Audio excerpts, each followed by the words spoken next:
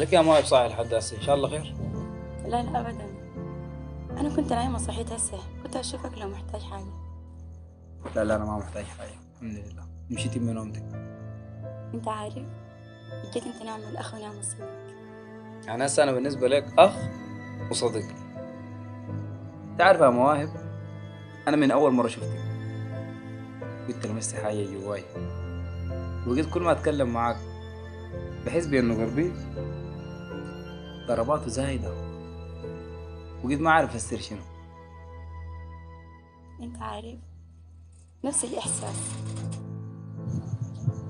بس هل ده الوقت المناسب؟ كلامك صح، احتمال يكون فعلا ده ما الوقت المناسب.